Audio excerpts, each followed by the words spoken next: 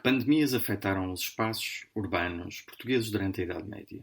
De que forma é que essas doenças se propagaram e que medidas foram adotadas pelas autoridades municipais? Que consequências sociais e políticas advieram desses surtos epidemiológicos?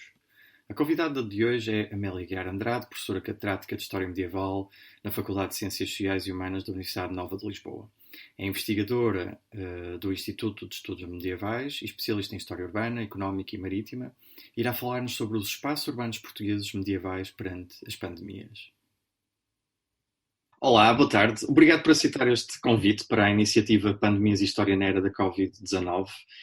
Eu tenho que começar todas as entrevistas da mesma forma, no fundo, perguntar ao entrevistado, neste caso à entrevistada, como é que foi o seu tempo durante a quarentena e agora nesta nova fase de desconfinamento.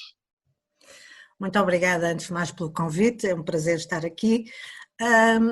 Este tempo de pandemia e do pequeno desconfinamento que agora estamos a viver teve uma componente de grande desafio, porque foi a rapidíssima passagem do ensino presencial ao ensino online, não é? Como continuar a dar aulas, quer à licenciatura, quer ao mestrado, garantir as orientações, orientar projetos, tudo a partir de casa, não é? Portanto, de um espaço de confinamento. Esse foi um grande desafio que, com algumas componentes complexas, como disponibilização de materiais aos alunos, acompanhamento de alguns que tinham mais dificuldade em ter acesso ou que reagiram pior ao confinamento, porque isso também foi evidente junto dos alunos, e sobretudo os problemas inerentes à gestão de projetos.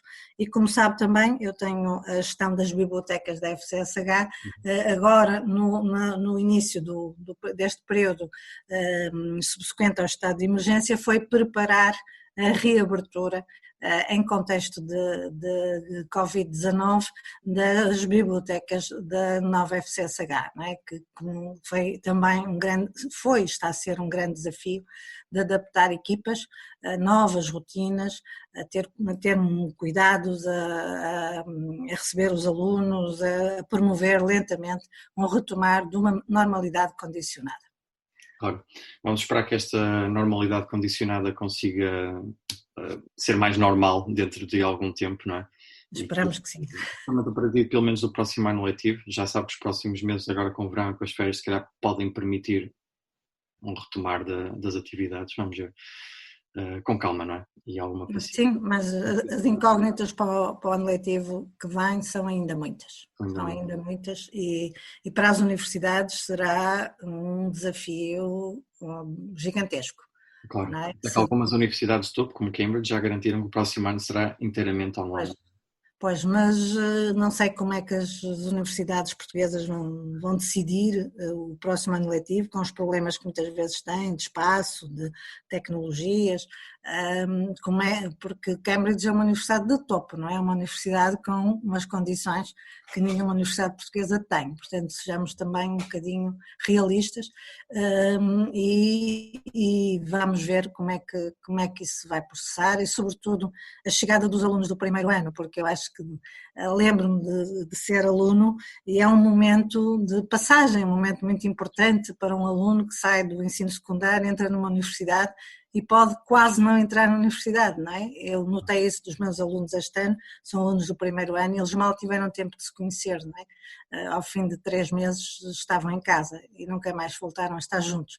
E eu acho que o tempo de faculdade cimenta amizades, cimenta solidariedades com um peso muito importante para o futuro e é um tempo de aprendizagem muito importante que pode ficar afetado pelo distanciamento e por esta via que é fantástica, nós não temos a mínima dúvida que é fantástica. Se não tivéssemos isto teríamos estado bastante mais infelizes, mais solitários e mais sozinhos, mas o que é certo é que não se substitui. Então a investigação, a história não substitui todo o processo de aprendizagem de investigação. Bom, vamos agora avançar para a entrevista. A Covid-19, como sabe, tem sido particularmente agressiva nas zonas urbanas, sobretudo em Lisboa e na área metropolitana do Porto, os dois espaços mais populosos do país. tem um perfil também socioeconómico, perfil industrial, sobretudo no norte, que obriga a atividades de proximidade entre os trabalhadores. Ao recuarmos até à Idade Média, que é uma realidade completamente diferente e distinta, que evidências é que existem sobre a disseminação dos surtos epidemiológicos nas áreas urbanas, até por oposição às áreas rurais? Os dados não são muito numerosos, não tínhamos ideia que temos uma informação muito detalhada sobre, eu sempre achei, sempre foi para mim surpreendente, que sobre a peste negra de 1348, que foi tão disseminada, de uma maneira tão profunda no Ocidente Europeu, sempre achei que a nossa informação é relativamente escassa para aquilo que nós gostaríamos de ter. Conforme se avança na Idade Média, os dados são mais numerosos e há evidência que eu achei muito curiosa, e eu neste momento a documentação que tenho mais presente é a documentação de Lisboa, achei muito interessante sobre espaços de doença, inclusive espaços de doença fora do reino. Nós temos sempre aquela ideia de uma Idade Média bastante fechada, com pouca circulação, com uma circulação de notícias muito reduzidas, e não parece ser essa a situação, ou seja, as notícias corriam depressa, chegavam à gestão conselhia, muito evidentes dessas preocupações que chegam com o termos conhecimento que há lugares de pestilência, há lugares perigosos, há lugares de onde vêm doentes, portanto há todo um conjunto de informações que alerta, e eu esse aspecto achei bastante interessante, essa difusão da informação e como depois se reage às notícias, não é? Portanto, às notícias que chegam, e depois são tomadas medidas por parte dos conselhos. Eu, como digo, tenho mais presente a documentação de Lisboa, onde o rei é profundamente interferente e, portanto, muitas vezes é o rei, não é? que interfere e que decide. Claro. Quando falamos de espaços urbanos, no caso português pensa-se muito nos espaços urbanos que estão na proximidade da costa, não é? Embora já se saiba que havia durante a Idade Média outros de média dimensão espalhados também pelo interior do reino, não é?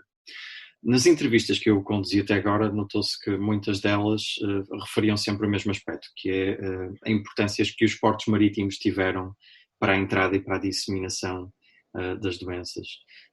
Do seu conhecimento também, e uma vez que o caso de Lisboa, que é aquele que conhece um pouco melhor, terá sido também por aí que entraram as principais pandemias na cidade de Lisboa, por exemplo, e noutros espaços que possa ter conhecimento? Sim.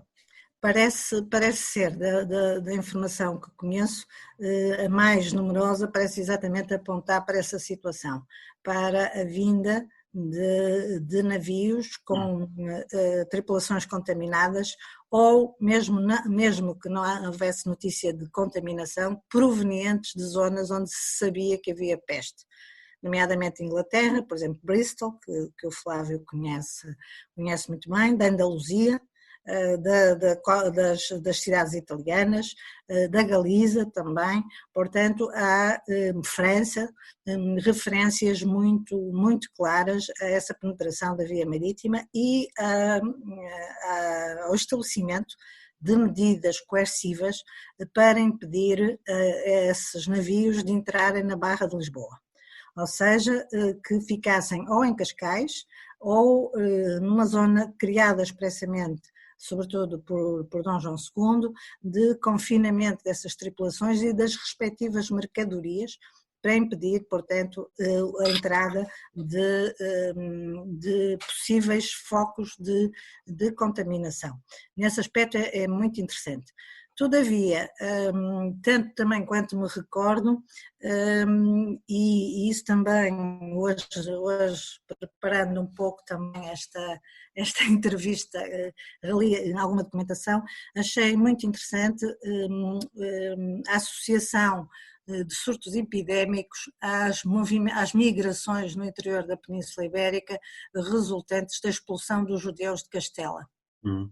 E esses seriam entradas por terra, não é? Ah. Entradas sobretudo a partir da fronteira beirã e da fronteira alentejana, e que haveria notícias, e nós sabemos quanto essa migração forçada de judeus castelhanos e de conversos castelhanos conduziu a uma sobrelotação do espaço das judiarias das cidades de fronteira, e como isso também terá sido propício ao contágio, que parece-me também ser, por alguma documentação que li, uma noção que existia na altura, ou seja, que as pessoas, que a aglomeração de pessoas favorecia os contágios, não é?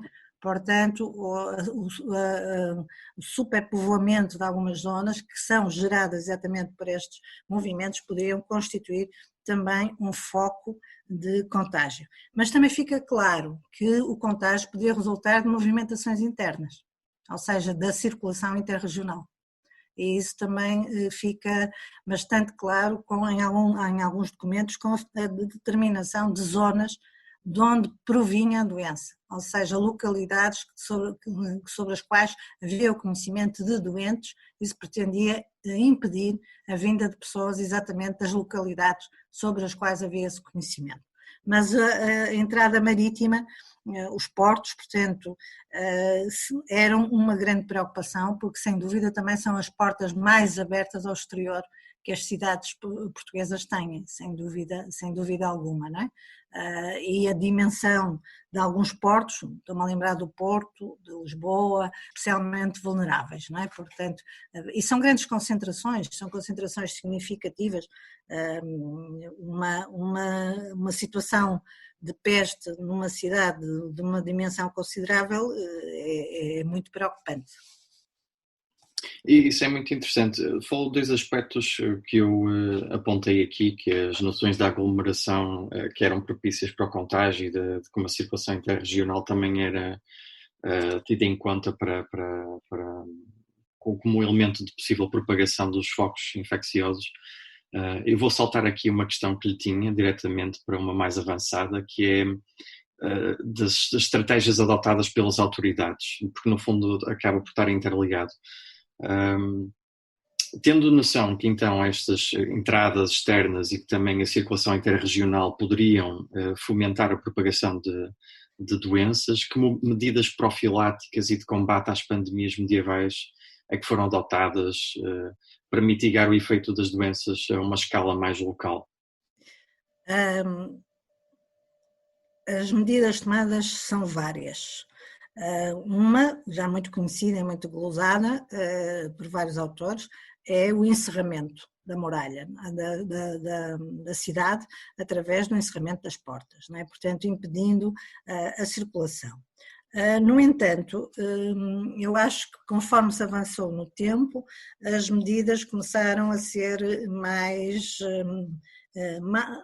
não sei se mais elaboradas, se passadas para escrito, não é? E, portanto, nos chegaram porque foram passadas para escrito. Regulamentadas, não é? Exatamente. Nesse aspecto é muito curioso um regimento estabelecido em data incerta por o príncipe Dom João, ainda antes de ser rei, destinado a Beja, e que tem um conjunto muito rigoroso de medidas a tomar naquilo que nós hoje em dia chamaríamos uma cerca sanitária. Ou seja, é estabelecida que a guarda das portas, uma guarda especial das portas, que se destinava a garantir que as pessoas que entravam em Beja, especialmente provenientes de alguns destinos que são enumerados no documento, teriam que garantir para as pessoas e para as mercadorias não ter tido contacto, pelo menos durante 30 dias, com locais ou pessoas contagiadas. Para isso teriam que trazer um juramento feito sobre os textos sagrados, e aí é muito curioso que o regimento de Dom João II não se limita aos evangelhos cristãos, porque refere que os crentes de outras religiões jurariam sobre os seus textos sagrados, e em que se a pessoa sob compromisso de honra, é muito interessante que o regimento contém a minuta da declaração, portanto a minuta da declaração é enviada pelo rei, em que se comprometia, portanto, a não ter contacto com focos de doença durante 30 dias, e que declarações essas de que devia ser dado conhecimento ao meirinho, havendo castigos para os prevaricadores. Da mesmo modo, as pessoas vindas desses locais teriam que ser confinadas às estalagens, era o único local onde poderiam ficar, vigiadas também, de maneira a que não contactassem com outras pessoas, reservando-se, portanto, não só uma guarda, mas também a presença de alguns escudeiros, quer nas portas, quer nessas mesmas estalagens. O rei também tem a noção, e é muito curioso, de que os privilegiados, nomeadamente o Duque de Viseu, membros da corte, infantes, pudessem contrariar estas decisões, e manifesta claramente que isso não pode acontecer e que também não poderiam acolher pessoas que pudessem vir a constituir foco de contágio. É muito interessante também que estas declarações, os guardas deviam recolhê-las para serem enviadas ao meirinho, e que elas deviam ser agrupadas, enfiadas num fio, é muito curioso. Também há preocupação de difundir todo este conjunto de medidas através não só da sua passagem em escrito no livro da Câmara, mas sobretudo para a sua divulgação pública através dos pregoeiros, para que, como o rei dizia, ninguém pudesse invocar desconhecimento. Portanto, isto faz parte de uma medida, como vê, é completamente interna, não é? Tem a ver com circulação interregional, mas, por exemplo, no caso de Lisboa, temos cercas sanitárias claras, outra vez com este impedimento de pessoas poderem entrar na cidade quando contagiadas, e há mesmo preconizado o afastamento de doentes para fora do perímetro urbano, para fora da cidade. Portanto, para locais que pudessem acolher esses doentes e que depois só podiam voltar à cidade 30 dias depois de curados. Isto faz-nos lembrar, soa-nos a qualquer coisa muito, muito familiar, não é? Há depois, no século XVI, com Dom Manuel, medidas mesmo mais extremas e, muito curiosamente, medidas que o rei diz tomar por conhecimento do que se fazia no resto da Europa, nomeadamente em Génova, que até preconizavam que na cidade, que a cidade se esvaziasse e que fossem impedidos os ajuntamentos, que até inclusive, muito curiosamente, se fechassem as escolas dos moços, onde os moços aprendiam a ler e escrever, portanto se fechassem as escolas, não tivessem lugar procissões e as pessoas fossem para o termo, para zonas onde pudessem estar, como os documentos referem, espaçadas umas das outras. Portanto, eu acho que aqui fica muito clara que há a noção de contágio pessoa a pessoa e provavelmente através de elementos que eles não conseguem identificar, mas que associam, por exemplo, aos ares maus, não é? Aos ares maus, não é? Portanto, a contactos eventualmente por via aérea.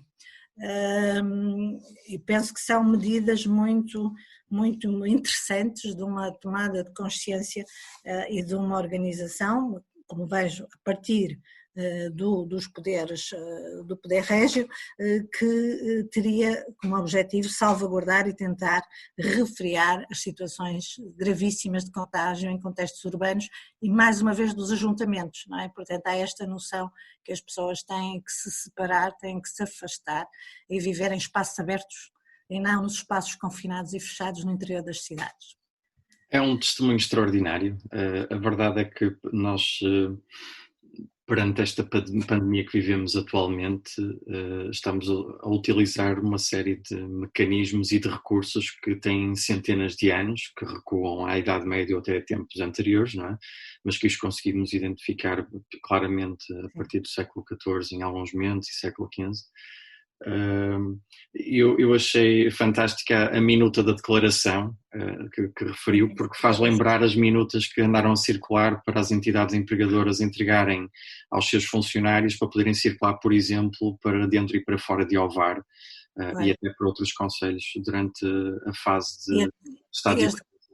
E as declarações que alguns países pretendem pedir de que a pessoa não foi contagiada ou está livre, portanto tem um pouco a ver, como também os medos, os receios, as atribuições, por exemplo, de culpabilidade pelos surtos pestíferos a estrangeiros, às minorias, o encontrar um bode expiatório também foi algo com que nós nos deparamos um pouco agora, não é? E que também não é uma novidade, digamos, esta procura dos bodes expiatórios. É também curioso referir, também foi um outro documento que eu achei bastante interessante, foi algumas medidas tomadas em Lisboa para minorar o contágio no interior da cidade nas casas das pessoas contaminadas. Ou seja, como são dadas instruções ao Conselho também para que tudo fosse lavado, nomeadamente roupas, e que a casa fosse lavada com vinagre. Estão a ver de onde é que vem o que agora foi algo que foi muito disseminado através das redes sociais, de que o vinagre era muito eficiente. Portanto, lavava-se as casas com vinagre, finalizava-se com alecrim, isolavam-se as casas e, portanto, os habitantes eram retirados e a casa ficava desabitada durante um mês, assim como as casas vizinhas. Portanto, a noção de contágio é aqui muito, muito clara. Agora uma pergunta, essas instruções vinham da parte do rei. Da parte do rei, não é? Mas nós não sabemos provavelmente qual é que é a origem dessas mesmas instruções, pois não? Se houve, por exemplo, um conselho consultivo, como, por exemplo, a reunião do governo com os membros da Direção-Geral de Saúde para... O rei ouvia os seus médicos. Os seus médicos, não é? Ouvia os seus médicos e por vezes até, no caso de Lisboa, permitiu que o seu cirurgião-mor ou o seu médico colaborassem com a cidade. Portanto, ele ouvia quem próximo dele era considerado como um saber médico, não é? Acontece nos dias de hoje em alguns países. Exatamente. Portanto, é curioso mas estamos a falar de um rei que é Dom João II, não é? Estamos a falar de um rei que tem da governação aí eu acho que concordo muito com o professor Adão da Fonseca, tem uma visão global do reino, porque vemos isso até em alguns desses documentos. Ele não está preocupado apenas com a cidade de Lisboa, está preocupado com o reino e refere isso, mas também um rei que tem uma relação muito próxima com a cidade de Lisboa. Claro. E como tal é muito interferente, mas nada nos impede de levantar a hipótese que algumas destas instruções não fossem enviadas a outras cidades do Régio, não é? Claro. Portanto, nós temos em tudo isto, Flávio, há também o grave problema do desaparecimento da documentação de produção concelhia para Portugal na Idade Média, não é? Nós não temos, o Porto é nisso uma exceção, mas nós não temos os livros, datas das reuniões concelhias, não temos os livros dos tabeliães, portanto escapa-nos um conjunto imenso de documentação que poderia permitir-nos perceber se são casos isolados, se são determinações de caráter mais global. Com um rei como Dom João II, talvez fossem enviados a outras localidades, porque nós vemos que este regimento, que ele faz ainda príncipe, é enviado a Beja, não é? Portanto, isto significa que provavelmente há instruções, aconselhamentos, normas que teriam sido enviadas não apenas a Lisboa, mas a outras localidades. Claro. Apesar da escassez de documentação, há um outro elemento que parece que é completamente visível quando olhamos para os testemunhos que esses mesmos documentos nos deixaram, que é a forma como as pessoas, de certo modo, estavam habituadas a certas doenças e surtos epidemiológicos. Hoje em dia, quando a Covid-19 entrou na Europa e quando chegou a Portugal, o medo foi global. Né? As pessoas ficaram amedrontadas e refugiaram-se em casa, muitas delas sem qualquer tipo de problema ou de terem sido obrigadas a ficar em reclusão total. Quase como se fosse algo completamente novo. A verdade é que a humanidade está cheia de histórias de pandemias, não é? Nós é que não estávamos habituados no nosso tempo a vivê-las. Quando olhamos para a Idade Média, que evidências é que existem de que as pessoas, as instituições estavam habituadas a estas grandes crises de saúde pública? E depois, sabendo que elas ocorriam ocasionalmente ao longo da história, porque sabemos que a peste negra, a primeiro grande surto foi em meados do século XIV, mas depois houve uma série de surtos que foram ocorrendo em vários diferentes períodos históricos, não é? E nem sempre esses surtos acabaram por ter consequências negativas, não é? Eu estou-me a lembrar, por exemplo, do cerco a Lisboa. Será que podia falar um pouco sobre isto, então, sobre a forma como as pessoas estavam habituadas a que estes surtos acontecessem e como lidavam, se calhar de uma forma mais natural do que hoje lidamos com esta pandemia, e como é que elas nem sempre acabaram por ser mais para a história de Portugal? Bom, a sociedade medieval tem um horizonte de proximidade da morte que não tem nada a ver com as sociedades contemporâneas, não é? Têm não só horizontes de carência, horizontes de guerra, horizontes de insegurança. Por outro lado, os conhecimentos médicos são ainda bastante incipientes e, portanto, a possibilidade de vencer um conjunto muito variado de doenças era muito reduzido, não é?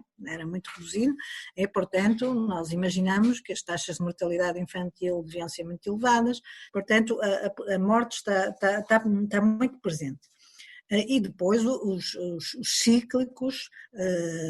ciclos de carência alimentar, não é? Que são responsáveis por um elevado número também de carências de baixas de vitamínicas, de todo o conjunto de alimentação que geram, portanto, também vulnerabilidades.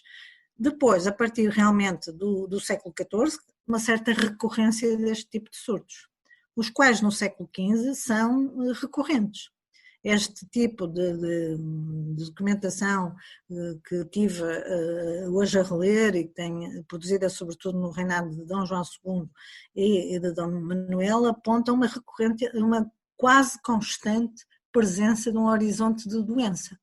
O Dom Manuel, por exemplo, teve uma longa estadia fora de Lisboa. Porquê? Porque Lisboa era perigosa para o rei, não é? Com a dinâmica portuária de uma grande cidade, não é? Portanto, tornava a cidade especialmente vulnerável e a uma grande concentração humana. Portanto, as pessoas, de certo modo, estão habituadas a este consenso e face a uma sociedade que ainda não compreende, ainda não sabe qual é a origem, tem a noção do contágio, como vimos, de uma forma clara, mas não sabe qual é a origem, dadas a uma componente religiosa, não é? Como sabe, e que trazem consigo uma certa inevitabilidade, porque tem a ver com os pecados da sociedade e com a vontade de Deus, não é? E daí também que todos estes momentos sejam associados a rogações, a procissões e todo um conjunto de devoções que não devemos esquecer que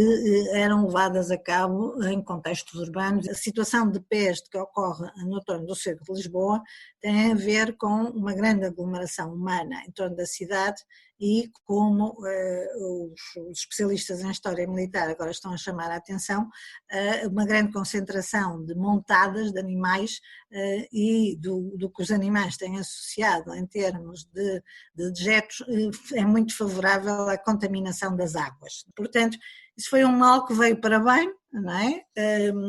Mas não me parece, pelo que eu tenho lido, mas eu tenho um conhecimento limitado, que as sociedades olhassem para as pandemias como um momento positivo. O que eu acho é que algumas medidas tomadas, sobretudo no século XV, que é a cronologia que conheço melhor, por exemplo, de criação, pelo menos em Lisboa isso aconteceu, de locais fora da cidade para receber os doentes, portanto isso poderá ser uma vantagem, ou seja, que houvesse uma maior atenção a estes aspectos. Agora que as sociedades olhassem para ali como uma vantagem, pelo menos eu não tenho dados para lhe poder dizer que, tirando o Fernão Lopes, que nos apresenta a peste que acometeu as hostes de Dom João de Castela e que deixaram o próprio Dom João de Castela debilitado, fosse algo mais frequente. Claro, embora os elementos positivos sejam difíceis de identificar ou de pelo menos de chamá-los dessa forma, depois também há aqueles que facilmente conseguimos classificar como negativos, não é? Quando olhamos para a Idade Média e quando olhamos para a forma como a peste degraçou e como afetou várias populações, nós sabemos que muitas vezes, como já se mencionou no início desta entrevista, há sempre busca por um bode expiatório, não é? Que evidência que existe de manifestações sociais, por exemplo, um pouco mais violentas, que possam ter incluído conflitos socio-religiosos, não é? Basta vermos que hoje em dia têm ocorrido alguns casos desse género, não é? Seja de xenofobia perante os chineses, que em alguns estados acusam de ser responsáveis pela origem da doença, ou então outros casos um pouco mais específicos, como é o caso da Índia, que diz que chegaram a surgir notícias de que os muçulmanos seriam responsáveis pela propagação desta doença. Pois. Um caso muito conhecido tem a ver com o pogrom sobre os cristãos novos em Lisboa em 1506, né? Que teriam sido, na sequência de pregações no mosteiro de São Domingos, acusados de serem os responsáveis por uma fortíssima epidemia que vinha na sequência de recorrentes situações de epidemia, pelo menos desde a década de 80 do século anterior, e que geraram esse ataque sobre a zona, que era uma zona de cristãos novos. Tenho uma mestranda a trabalhar exatamente a transição entre a expulsão dos judeus e a reafetação do espaço da judiaria grande, e é claro que nos primeiros anos as antigas judiarias continuam habitadas em muitos casos por cristãos novos, portanto eles também sabiam onde eles estavam e foi fácil desenvolver este pogrom. Mas, por exemplo, em 1484, o rei Dom João II desenvolve uma cuidada argumentação para refutar uma ideia que corria no reino de que os conversos castelhanos eram os responsáveis pelo contágio. E, portanto, ele detalha exatamente que a argumentação como houve sítios onde houve reacendimento dos surtos e nunca teve lá nenhum converso, houve sítios que sim, portanto, desenvolve todo um conjunto de argumentação para refutar essa associação direta e chamando a atenção que se sofria uma peste, era porque todos tinham pecado e não apenas os conversos é que eram os pecadores. Portanto, mas nota-se que é um rebater de argumentação que corria, e é explicitado mesmo que corria essa justificação. Pelo menos isso aponta para esta situação da procura do bode expiatório e como era papel das autoridades, neste caso o monarca, refriar e impor aos conselhos muito cuidado sobre isto, porque isto é dirigido aos conselhos para eles exatamente terem cuidado com isso, no sentido de evitar agitação social, não é? E nós sabemos como Dom João II, por exemplo, referiu bastante alguns ataques que foram feitos às judiarias de Lisboa na década de 80. Portanto, porquê? Porque essas perturbações sociais eram de temer, não é? E pretendia-se que ficassem afastadas de contextos urbanos, sobretudo contextos urbanos uma cidade com a dimensão de Lisboa, não é? E com a variabilidade social, que nós às vezes também esquecemos, que há estrangeiros, há uma grande mescla social na cidade de Lisboa, que podia potenciar muitas situações deste tipo. Estamos perante uma racionalidade política e até um desejo de aplicar conhecimento científico moderno muito mais intenso do que uma pessoa poderia julgar para o período medieval, de certo modo, não? Sim, mas estamos segunda metade do século XV. Claro. Na metade do século XV, onde há muito de medieval, quer dizer, este quase desmontar do que corria, no fundo de um boato que corria, não deixa de não associar a peste aos pecados. Claro. E como Nosso Senhor teria que castigar os pecados de todos os homens, não é? Portanto, há aqui como que, diga? Ainda o conhecimento científico ainda era limitado, apesar de tudo. Exatamente, portanto coexiste com outros aspectos em que as explicações são meramente religiosas, mas é muito curioso que já haja esta preocupação de desfazer um boato perigoso, também no fundo um boato perigoso, não é? Claro que sim. Estamos na fase final da entrevista. Eu vou juntar aqui duas questões, uma para a Idade Média e outra para os tempos mais atuais que nós vivemos. A primeira tem que ver com, olhando assim de uma forma informal para a história da Idade Média e perante as pandemias que afetaram as populações dessa época, o que é que terá emergido de positivo? Positivo não, já sei que essa palavra pode ser sempre um pouco ambígua, mas que elementos é que perduraram que possam ter beneficiado as gerações futuras? E observando o medo que existe hoje perante a Covid-19, as incertezas em relação à economia a curto prazo, e todos os efeitos que isso poderá ter na nossa sociedade e até na política e na cultura, o que é que acha que poderá emergir de positivo, lá está, desta crise que vivemos atualmente? Bom, em relação à primeira pergunta, eu não tenho muita informação para sustentar uma resposta. Tenho a sensação que estes momentos eram altamente perturbadores. Perturbadores por aquilo que significavam em termos da presença da morte, da incapacidade de fazer frente a algo sobre o qual se tem um conhecimento limitado, não é? E também pelas interrupções que gerava na vida económica.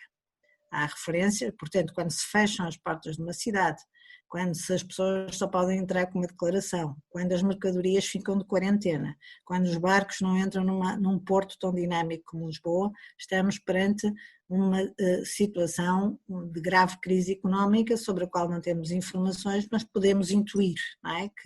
que gerava. Agora, as condições positivas, pergunta-me se teria repercussões positivas, eu isso não lhe sei responder, sinceramente para a Idade Média não lhe sei responder.